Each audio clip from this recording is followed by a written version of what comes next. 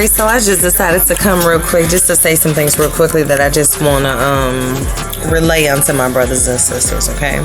So we in a Nifty Corner. I'm just kind of laid back at this moment and just want to release something out real quick. And this is on the subject of introversion. Just basically saying, when I was much younger, in my very younger years, I was very much so introverted. And I'm basically saying I was a person who kind of had like a social delay, is what God explained to me, because I'm the only girl of 5 children.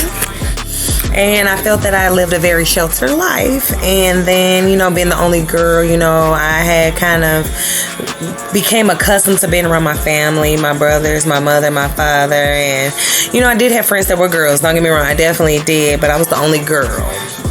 So I'm basically just saying that I was just naturally introverted from the gate. And I'll go in further detail about that as well. I'm just going to lay it out little by little and release little by little.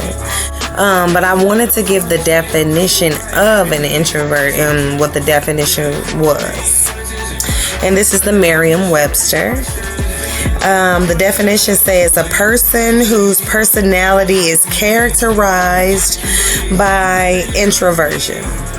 A typically reserved or quiet person who tends to be introspective and enjoys spending time alone. Okay, introverts tend to gain energy through solitude and quiet. And funny thing about me is, like, I've just become social older in my life, like in my 30s type deal. I was much a speak when I'm spoken to type of person for a very long time. It was not that I never had anything to say. I always had a perspective. I just always just didn't have anything to say. I guess that's what it was, and I just refrained from saying stuff. Like, I just didn't have anything to say. But at the end of the day, I got so accustomed to being by myself as the only girl that I was just used to being in my room by myself, not saying much, and I had no idea that I was kind of like falling behind in social circles. And I was like, God, I gotta catch up. So I'm basically saying, raise your hand if you've ever had to play catch up. But look how beautifully God could mold someone and make them so communicatively beautiful in due time. So we'll talk about that more. Trying to see if there's anything I could particularly be missing, like, at all. I'm checking into that. Let me see. It says that research shows that about 70% of top executives are introverts.